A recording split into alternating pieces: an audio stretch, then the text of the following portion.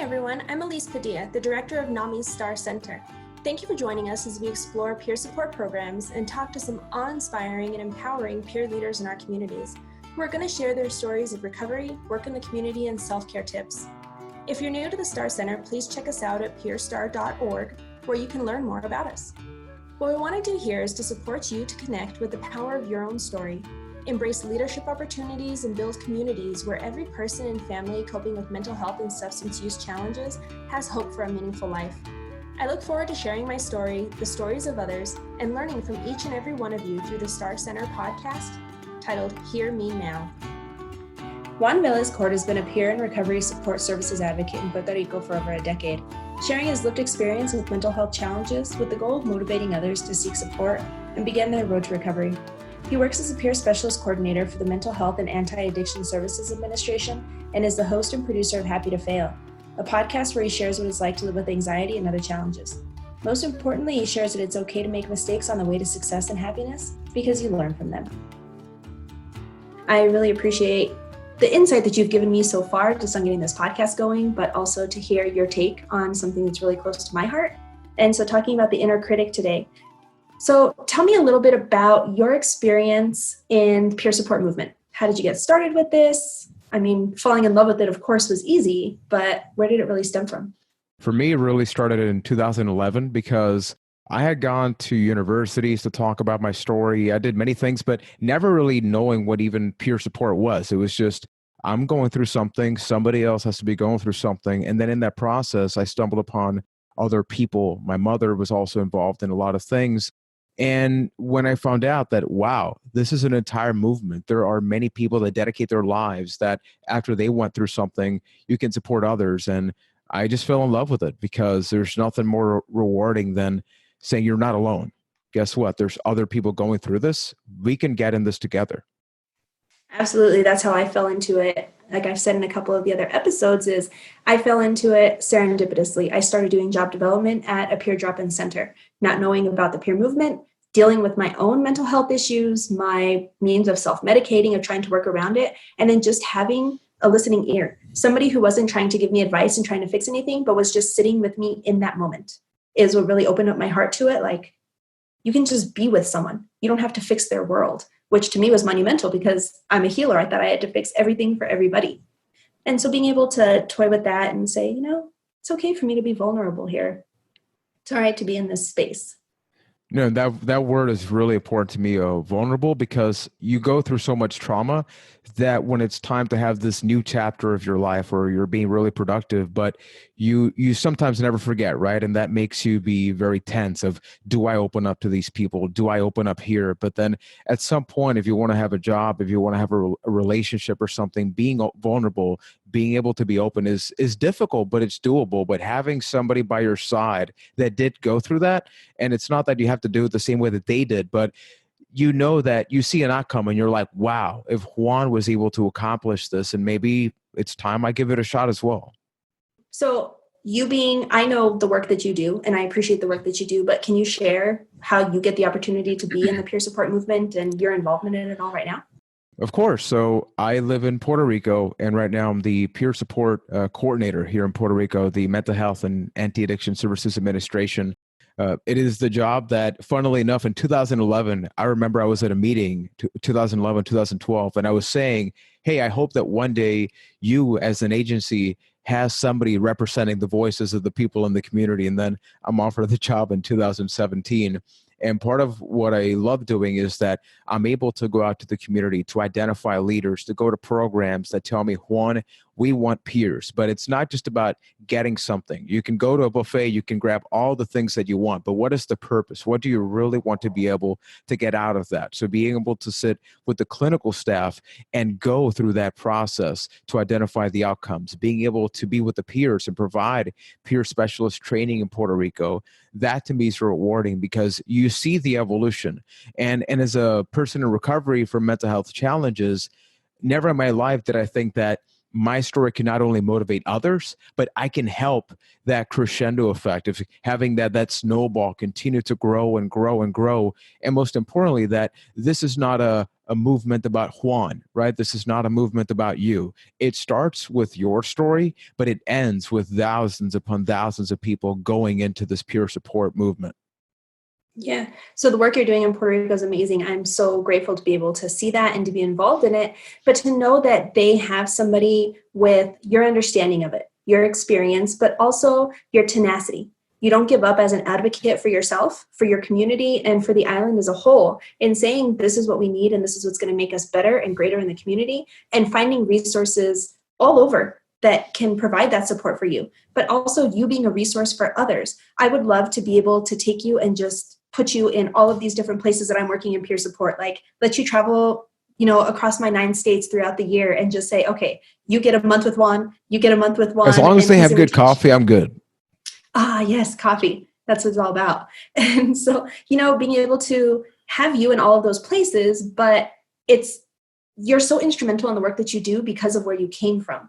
And I know firsthand that I love to be out and train people. I love to talk to the community and do the work to share the work that I've done and I have the opportunity to learn from.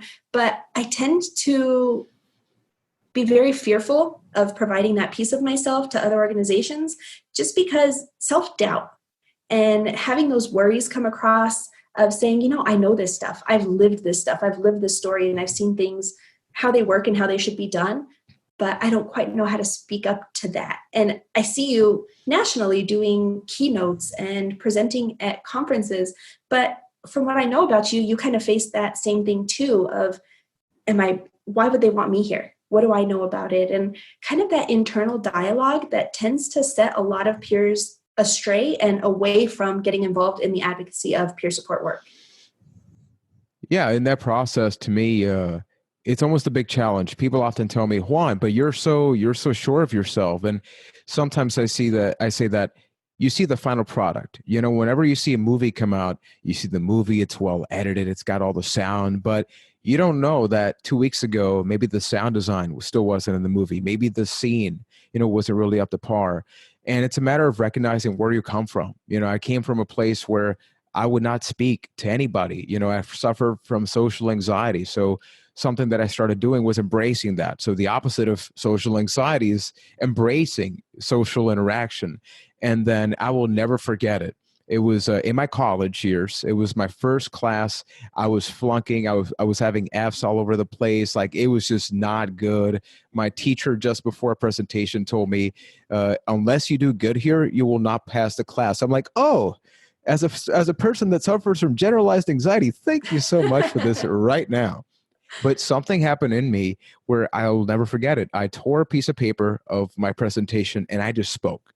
And immediately afterwards, somebody went up to me and said, Juan, why don't you talk?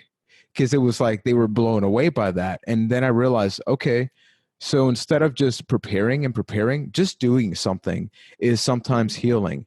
And then once I realized I got nothing to lose. At one point in my life, I was going to put an end to all of this, right? So I see everything in my life as a bonus. And then when you lose that fear, not failure, but you embrace the failure, you have nothing to lose. Even if you don't present well in a certain day, certain times, like, what did you get from that? Was it that you were not prepared enough? Was it that you prepared for a different audience? And being able to believe in yourself that maybe you failed today, but you're going to succeed tomorrow.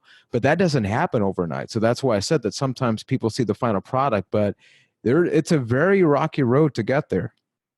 And it's embracing those, what we would call failures, that make us greater. Because we could have been twins. My social anxiety is off the charts majority of the time. I have generalized anxiety disorder.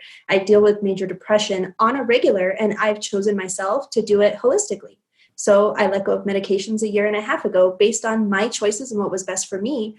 But that brought in a whole new wave of other stuff, of different thoughts that I had running through my head and different insecurities that I didn't realize I had. And it wasn't until I had really bad presentation opportunities that I had that same kind of moment, that wake up moment, like I could hide forever and never get better at this and never share the things that deep in my heart I want to be able to share. Or I could say, if that was the worst I'm going to do, what else do I have to fear? I can only get better and take those little lessons. And instead of saying that presentation was a failure, I could say, well, that didn't go as planned, but I learned that I'm going to prepare more than a day in advance. I learned that I'm going to time myself. And so being able to take away those little things that made it not as effective and turning those into positives gave me a better outcome each time that I tried. And it's so true. In social anxiety, the only way to move through it is by putting yourself out there.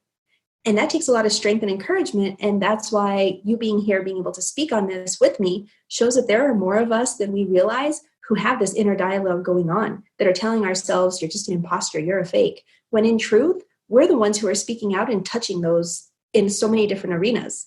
You know, being able to stay motivated. How do you stay motivated in that and not letting it get you down? I think one of the best ways to stay motivated is, what is the big picture that you have? Always focusing on a bigger picture. Like, I'll be real, usually some of my worst days with anxiety, and I think that happens to a lot of people, are Sunday nights, because you're preparing for the week.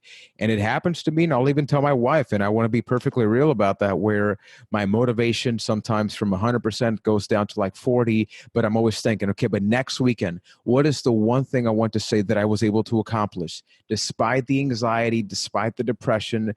Because as you mentioned earlier, people see the outside part and they see you so well that when you tell them, hey, guess what? I'm not magically cured, right? Like, it's still happening. I'm still dealing with it, but I'm overpowering it. I'm overcoming it.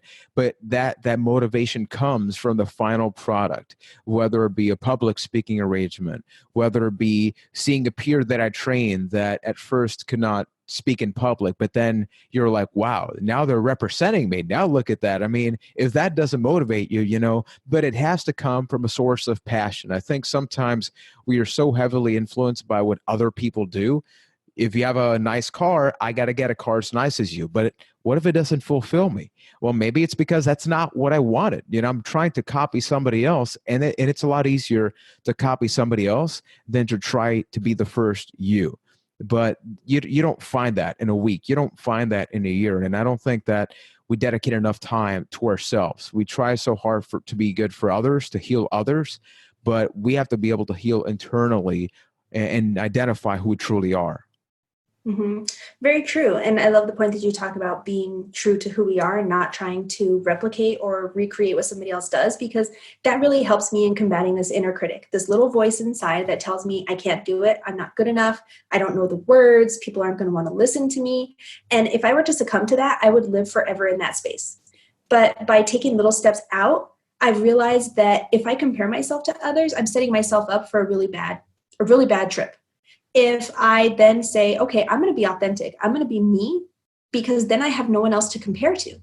And I can be authentic and I can say it in the way that I do. And that's when I get the best feedback. Not when I do a canned presentation or a canned speech that somebody else has created, but when I speak from my heart, from my passion, with some prompts to guide me in the presentation, but just being true and using that passion to drive me and drive the words really gets me the most positive feedback.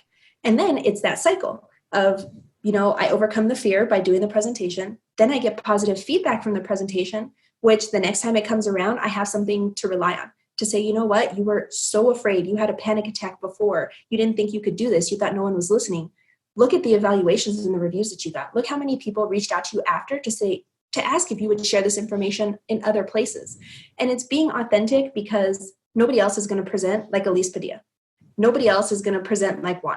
It's not going to happen. And that's the beauty of it. So instead of trying to make ourselves fit into the mold, saying, I am really secure and I'm going to practice, just being me. I don't have to be anybody else. I don't have to get the car everybody else has.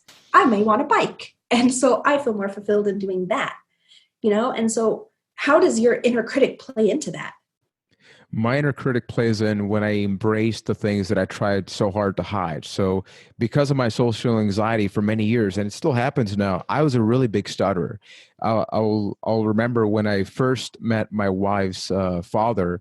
He could not understand what I was really saying because my social anxiety and social interaction as a whole was terrible. So I was speaking too fast, but then within that, I was stuttering. So you can imagine trying to make that first impression. It's like looking back, I'm like, man, that was not the best first impression.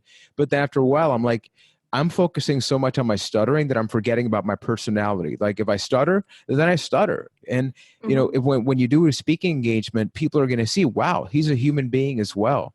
I think we try so hard to blend in with everybody else that our inner critic becomes, well, Juan, you're not as good as that person. Well, Juan, you spoke, but then, these people became tired. These people stopped paying attention. And I suffer from obsessive compulsive disorder as well. So not only do you have like social anxiety, generalized anxiety, depression, you have the self-doubt and the intrusive thoughts that come with OCD. But at some point you have to say, Juan, you have all these challenges. What are the solutions? You have the problems. You're an expert at pointing out your problems, your faults. You've done that for over 2 decades now.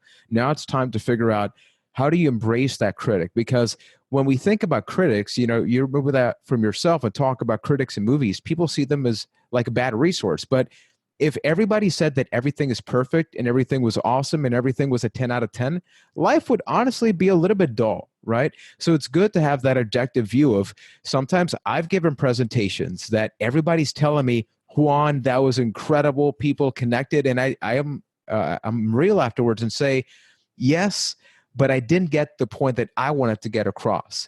That's not to say I'm not a bad presenter. It's just that I challenge myself to be the very best that I can, because to me, my inner critic becomes this thing of, well, play it safe. Play it safe today, Juan. Don't try to do too much. Do just enough to get by. But that to me is part of why I failed in the past. I was so complacent about my life. I was so complacent about, well, you're alive one more day. But what if instead of being alive, you're successful, and not successful when it comes to money, when it comes to a car, you're successful when it comes to purpose of life. And I fully embrace that critic that, guess what? If I did not do a good speaking arrangement today, awesome. Let's disintegrate that. Let's tear that to shreds and pick and choose every little thing and point out what I can do better each and every time. But sometimes other people, and I've had that a lot with peer specialist trainings, people will go up on stage, people will go up in front of us, they'll get nervous, but they don't embrace that nervousness. And many times being nervous is good. Being nervous means you care. To me, I'm more concerned about somebody that feels indifferent, right? But when you can sit down with that person and say, embrace the fact that you're nervous. Why are you nervous? Because you want to connect? That's beautiful.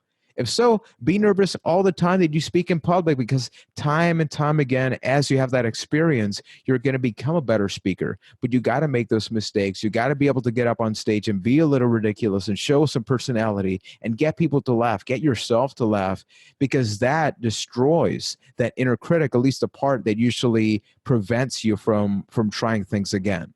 And that's a really good kind of a skill that I use. I know I've seen you present, so I know that we share that, is I like to make people laugh within my presentations, because it brings out a human element. It brings out a connection that I can share a story about a pet that I have, about a spouse, about something going on in my community, and somebody's going to be able to connect to that story. And once I get somebody connected, it kind of shows me that, this is relevant, and it quiets that inner critic little by little by saying, see, that one person listened to you and agreed.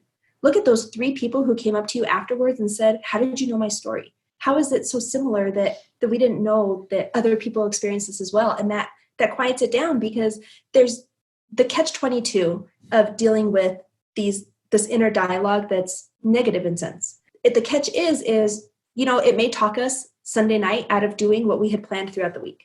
Don't do the presentation. Don't go. You're not ready. You can't do it. Okay, I give in to that. But then what is the inner critic going to say to me afterwards? You couldn't even suck it up enough to go. See, you're really not that good, because you should have been able to power through. You should have had the confidence to do it. And so it's like, now my critic is critiquing me for something that my inner critic told me to do.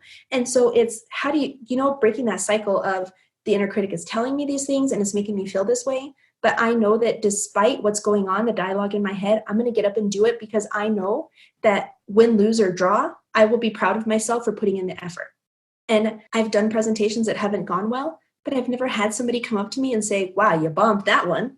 Looks like you don't know what you're talking about. Why would we listen to you? No, because I connected with the audience, so they were able to find something relevant because I was vulnerable and I was authentic. And so it could have been the worst presentation I've ever given, where I stuttered, I hiccuped, I tripped off the stage, and I didn't get my point across. But if I put myself out there and I tried to be authentic and vulnerable in how I was doing it, I always get positive feedback from that. And then that quiets the inner critic. I can't jump down my own throat for those types of things, because I tried. At least I put myself out there, and the next time it comes around, it's just going to solidify that and tell me, see, you did it last time. It wasn't everything you expected, but you did it. You can do it again. And just keeping that little thing rolling. So how do you quiet it? I mean, do you have certain things that you say to yourself? Do you have mantras? I do meditation that reminds me that I can. What are your tricks? For me, I have a lot. It all depends on the theme. Something that I love is I like to have internal challenges whenever I'm about to present or even just talk to somebody, whether it be today, I want to treat this as if it were a comedy. I want to make people laugh because I fully feel like making people laugh makes people feel. Sometimes I'm like, today I want to do it in the style of a TED Talk, right? I'm speaking to this group, so I want to be able to have that personality because I feel like my inner critic for me really becomes activated when I focus on what am I going to answer. I feel like I'm an expert at the topic, right? So I have to answer. But an expert can also ask really good questions because I feel like ultimately we critique ourselves when we don't believe our own answers. But really, ultimately, at the end of the day, especially when it comes to peer support, when it comes to public speaking or anything, don't we just want to get people to think? And in order to get people to think, that doesn't mean I need to have all the answers. That means I need to be able to ask the right enough questions to get people to think out loud. How many times have we thought that maybe we would flunk on a test, right? But then you feel like you didn't study enough, but then you actually did good. That may not happen all the time, but when you believe in what you're going to be doing, the way that I shut that inner critic off is by fully embracing my weaknesses. I fully believe in strength-based approaches. You highlight your strengths and you hide the weaknesses. But for me, something that has helped is, well, today I'm feeling a little doubtful. Especially for me, my car is like my spaceship, right? So as I'm traveling to that, I usually have a playlist. I'll have a specific playlist of songs that I love, that I can just jam out to, and songs that go along with the theme of what I want to do. So if I want to make people laugh, I'll listen to like a pop song, something that will get me activated, something that will get me going. I make the entire event an experience, from the breakfast to what am I going to have before bedtime. Imagine that I need to do something in the morning, but before going to bed, I watch this horror movie. I have some nightmares. I don't sleep. I wake up late. I don't have the breakfast that I want. By the time I get up on stage, more so than thinking about what I'm going to say, or even if I'm engaging on a one-on-one conversation, I'm exhausted and I haven't even begun to do that. So having those healthy rituals, whether it be a preferred breakfast, for me, I'll usually have 2 pancakes with some bacon, coffee, and I'll watch a specific video on YouTube. And I'm like, that's my ritual. For somebody else, it can be a stretching exercise, but always try to challenge yourself to do those, because your mind does play tricks on you to, and maybe don't do that. But then you don't do that. Things maybe don't quite go according to plan. And then you're kind of yelling at yourself, Juan, you didn't do it. You knew that you had to do that. So you know what you should do? Just do it next time. Like, things happen, mistakes happen. You'll learn from that, but have that healthy ritual. That's helped me tremendously. Very true. And I could say it's only been in the past, I would say, few months that I've learned how important my routine is to making sure that it quiets down the inner critic, because then I feel prepared. And I have to learn that my expectations don't have to exceed perfection. So I have set very high expectations for myself. I want a standing ovation every time I present. I want 100% positive feedback on every piece of work that I do. That's not realistic. So instead, I have to say, okay, these are the expectations I have for myself, is I'm going to prepare early. I'm going to do everything that I do with full integrity. So then I don't question myself. If I am working on a project, every part of me is going to be involved in that. I'm not going to multitask, because then I can calm the running voice in my head, the little hamster wheel going around of anxiety, saying, oh, you should have. Oh, you should have. Well, why did you? No, I can quiet that down, because now I can tell myself, you did it to the best of your capabilities where you are today. And that's all that you can expect from yourself. And that routine helps me keep balance with it, because like you said, it keeps you on a time schedule. It keeps your mind clear, and you don't have all those other things coming in on you when you want to keep your train of thought clear. You want to focus only on what you're doing. Sometimes for me, it's just getting to work. I had a panic attack. I mean, I haven't had one in probably a year, over a year. I had one recently because of a work engagement. And I had to call my support system and say, talk me through this, remind me how to breathe, help me through some meditation, some mindfulness. I had to do my physical activity because I hadn't been exercising like I usually do. And that's when you start to see the holes in your plan is, oh yeah, I haven't worked out in a week. Oh yeah, I didn't eat breakfast this morning. Oh yeah, I went to bed way too late last night. And you start to see those chinks in your armor that if you let them lie will become bigger and bigger and completely be your undoing. And so I have to realize that my support system is there, but so is my routine. And I need to subscribe to that because that reduces my anxiety, which then in turn reduces that inner critic that's going in my head. And then I can go out and be authentically me because I've prepared ahead of time for everything that I need. Now, when it comes to that, something that happened to me recently, in the same week that I was giving a peer specialist training, you never know what can spike that trigger for your anxiety. In my case, I was about to have dinner with my wife. We ordered some takeout. And this lets you know that this can happen at any moment. But keep in mind that I'm giving a training the next day, right? So I go to the place after I call, to get carry out. I come home. The order was wrong. And remember that I'm exhausted. I just gave one of the days of training. So my mindset is like, I got to call. I got to go back. I go back. They tell me the order's going to be ready. It took another 10 minutes, and then they tried to justify, even though I knew that I got the order right. When I started to go back home, all of a sudden my body started shaking. Usually that to me is like the indicator of like, here we go. Like you need to activate your RAP plan in my case, right? You need to activate those resources. I went home and I even told my wife, look, I need to go to the bedroom and I need to cry right now. I know my limits. I'm not at my limit, but I am inches away from getting there. And when I started doing that, I started crying. I got frustrated that I'm like, oh, I got to go to a training tomorrow and I got to pretend that I'm this perfect human being. That I'm like, you know what? No, this is a learning experience. I'm going to use this. So the way that I was able to shut my inner critic there, because my critic was like, you are a failure right now. You're crying over carry-out food. On a scale of 1 to 10, this is 100 right now. I said, no.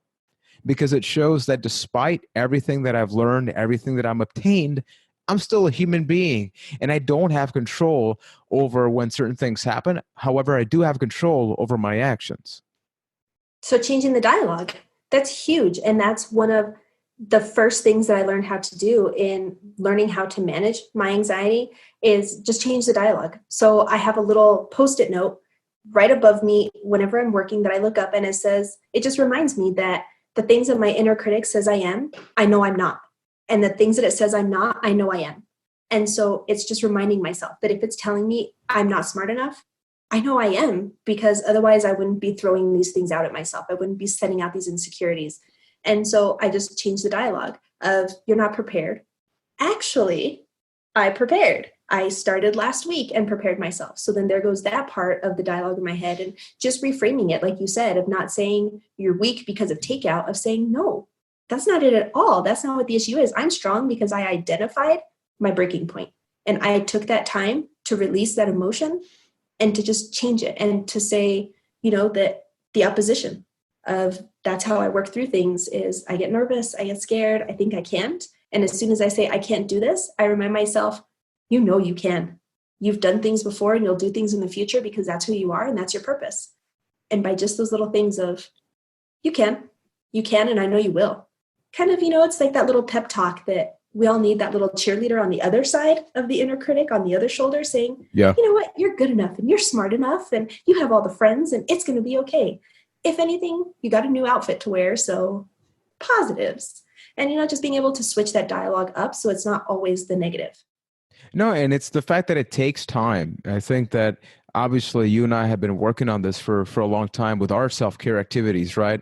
So I never want to have anybody that's listening to think that, oh, this is going to happen tomorrow immediately. Mm-hmm. This in my case took many years. I want to say it took me a decade to really I'm not going to say become an expert at it, but I can identify those moments. Because before, I wouldn't have even told my wife, let me go to the bedroom and cry. Before, I would have been crying in the car, and that would have put me at risk because you can get into a car crash and make it way worse. So I was able to identify step by step.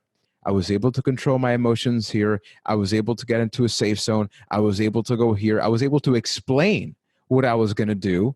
I was able to act out on it, and I was able to perform the training the day afterwards and use that as a learning experience. And I think being able to also remember those milestones, we sometimes take for granted how much we progressed, especially by trying to shut that inner critic. So it's like, remember this day, because in a year's time, maybe so many things are happening in your life that you forget that happens. And next time you go through an anxiety attack or just self-doubt, remember this. And remember that even your worst day is only Monday or Tuesday. There's still a day afterwards. And that also lets me shut my inner critic quite a bit. It's very true. Like you said, just looking at yourself at a baseline and understanding where you are and living in that space for a little bit to realize that it's uncomfortable here. I don't want to be here anymore. So I'm going to do my self-care plan that's going to help me stay away from this space. But I'm not afraid to be here if something comes up, because life changes, life happens. And so getting not comfortable in that space, but being aware of that space allows you to say, okay, oh, I'm here again. I've walked into that. Mine, in my sessions, we call it my TP. It's kind of like the TP of shame. That's where I hide in. And that's where I go to isolate. And that's where I go to get away from the world. But then I've had to realize that I'm not happy in there. It's not a happy place. It's where I go to hide from the world. And then I just start to get down on myself more. And I start to feel guilty about the opportunities I missed and the social gatherings that I missed because my anxiety was high, or the friends I didn't meet, the opportunities that I didn't get to have. And so I've learned that while sitting in that space, I don't like that space anymore. I used to think it was safe, but it wasn't. It was just hiding. And so now that I've identified that as not being where I want to be, I'm able to push myself a little bit more by saying, you don't want to go there.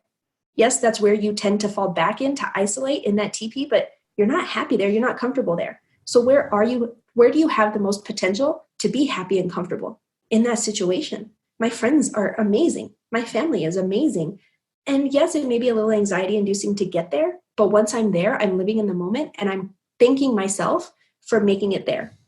And so just knowing that there are two worlds that I live in, the world of isolation and the world of anxiety, or the world where people are, and the world of gratitude and the world of accomplishment. And I have to remind myself of those things pretty frequently to say, do you want to go into the dark TP by yourself where there's nobody and there's nothing to do?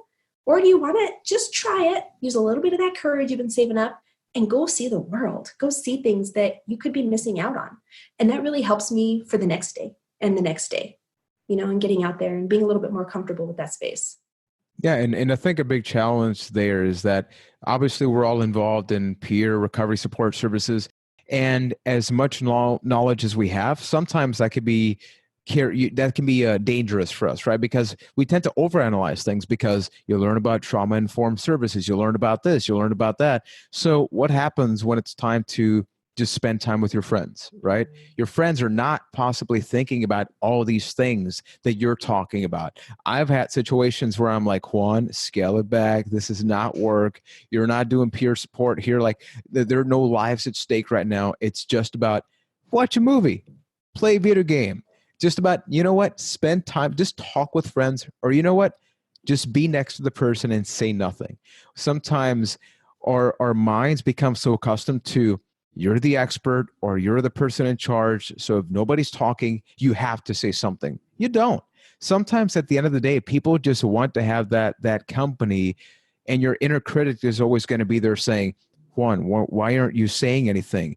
What are you getting out of this? Maybe the other person's getting bored. Has the other person said they're bored? No.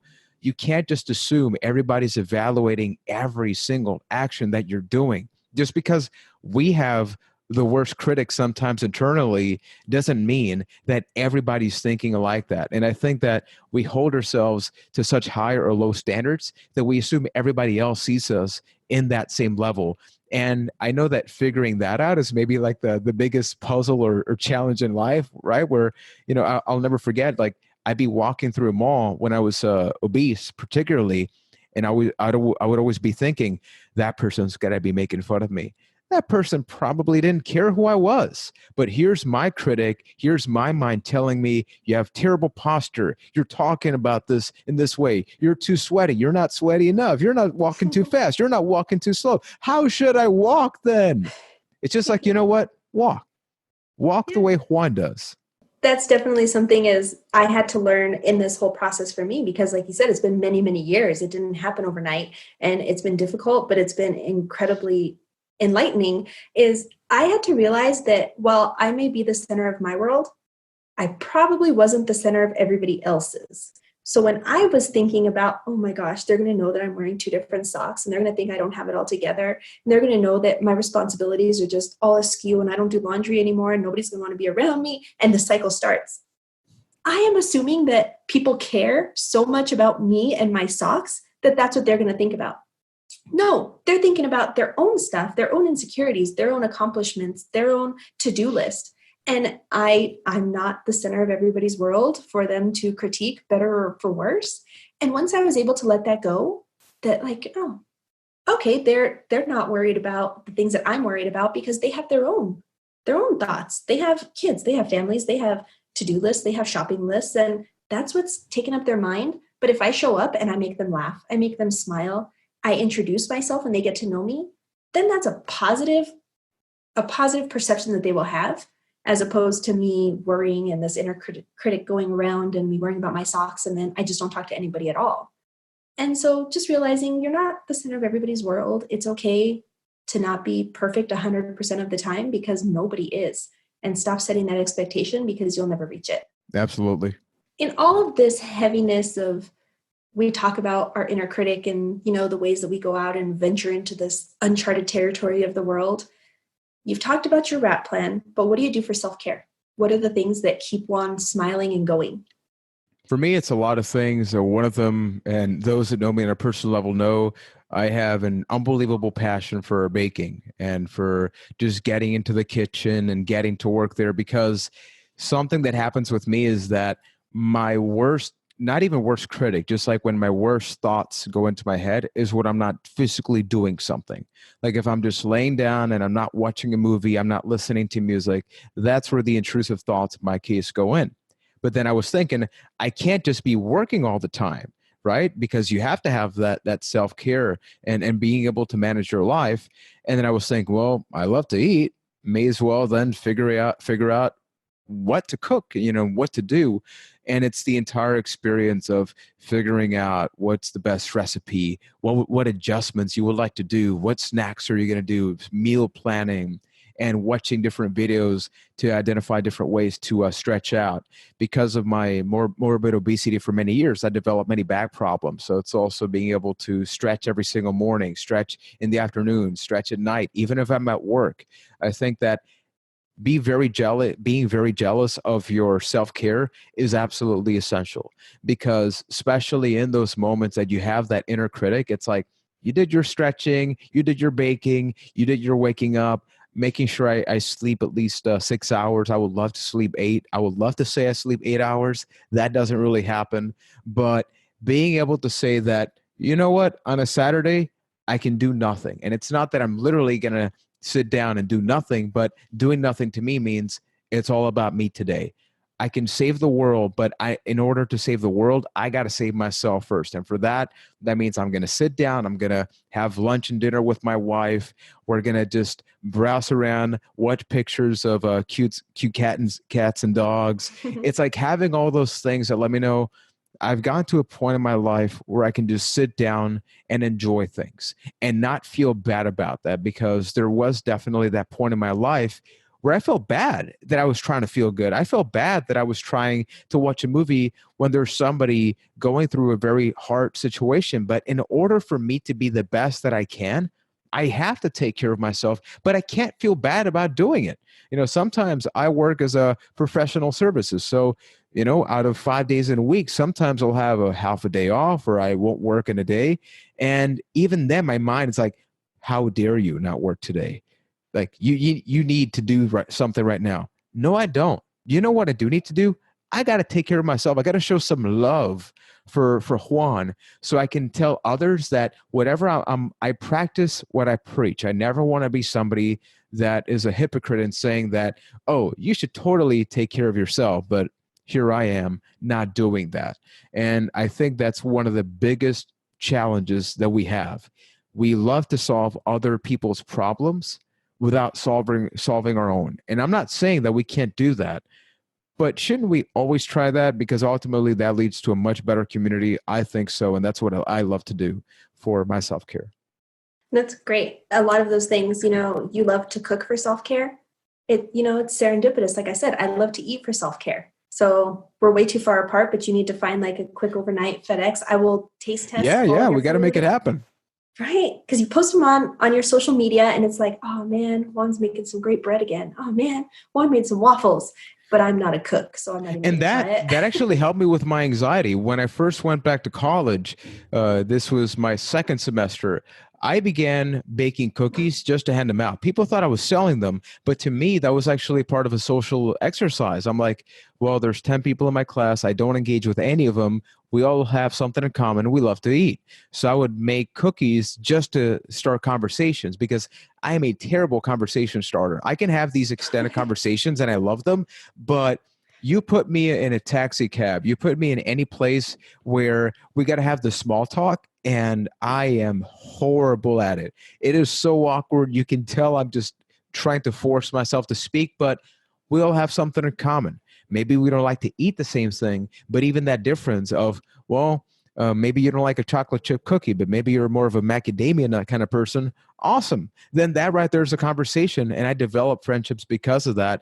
And it just carried on after college. Now I just do it for my coworkers. I do it for my wife. My birthday happened. When it happened, I baked my own birthday cake. And I'm like, I did that for me. Because if the cake doesn't taste good, I can only blame myself. Exactly. And keeping to those things that make you feel good and help you break out of I call it my uncomfortable zone because it's where I'm most comfortable, but not really happy. But finding those ways that you can reach out because, like I say, we're twins separated. I could talk to a stadium of thousands upon thousands of people. You put me on a one-on-one and I clam up so quick because I don't think people want to hear what I have to say. That's what is fearful for me. So finding ways to break those up, break up those pauses of not being able to reach out to people because then I just feel worse afterwards. And so I do things like I'll go and introduce myself or I'll make a joke. I'm a jokester. Sometimes they're off color, but it makes people laugh. It makes people blush. And that's how you build relationships is stepping into new zones and sharing things that you're passionate about and you're interested in. So just seeing the work that you're doing, not only on yourself and your own self-care and your mental wellness, but the work you're doing in the community encourages me. And so anytime the inner critic tells you that you're not making an impact, just text me, call me. I'll let you know that I am proud to know you and to see the work that you're doing, especially in Puerto Rico, which is my most favorite place in the whole entire world. And so just thank you for being here and sharing this because I think it's really important that when people see us standing in front of large groups of people looking confident and ready to go, they need to know that deep down inside, there's a storm brewing. There are things that aren't making it as easy for us as we make it look for others. And so to know that it's not always about perfection, it's about actually just stepping in and doing the job. And so thank you for being here today, sharing this information, and I'll be even happier when you send me some of your banana loaf bread or chocolate bread or any of those things. Yeah. Thank you so much for having me. We can definitely have a follow-up conversation, top 5 favorite desserts. But I think that as a closing thought for everybody that's listening, I think that we naturally look at every actor, every celebrity, something that we deem larger than life, but you listen to them engage in interviews and they're just like everybody else. They're just like everybody else. Look at every actor that's gone through depression. You hear them and you're like, wow, despite the fact that maybe you have 38 more times the money that I do, you're suffering through the same challenges that I am. So it's being able to identify that even the largest podium, the highest ceiling, the tallest mountain, even though that person reached there, they're still suffering from the same self-doubt, from that same inner critic, because there's that public expectation, not just their own. So it's okay to look at your sources for inspiration, but not only see the final product, be able to understand that there's a human being behind that even though the words that are coming out of their mouths may seem like, wow, I wish I could speak like that person. Look at how that person enunciates, how that person captures the audience. But I guarantee you, many of those are also thinking inside, wow, I'm really bad at this. Wow, they consider this a really good performance. How dare you do that? So it's okay to have that inner critic. It's just a matter of having that control, understand that we can always strive to be better, but that doesn't mean that we can't recognize what we've accomplished along the way. Beautifully said. Very good. Something to take away for all of us is to remember that we're all dealing with our own inner turmoil, and it's about stepping out and being able to do more. And I always tell my kids, you don't have to be better than anybody else. You just have to be better than you were yesterday. And remembering that is something that keeps me going, and I appreciate it. Absolutely. Awesome. Thanks so much, Juan. Thank you.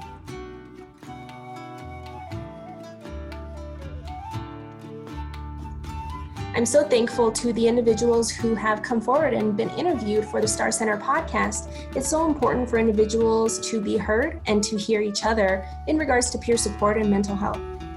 If you or someone you know needs assistance, please reach out to the following numbers: the SAMHSA National Helpline at 1-800-662-HELP, the NAMI National Helpline at 1-800-950-NAMI, or at info@nami.org, and of course the National Suicide Prevention Lifeline at 1-800-273-8255.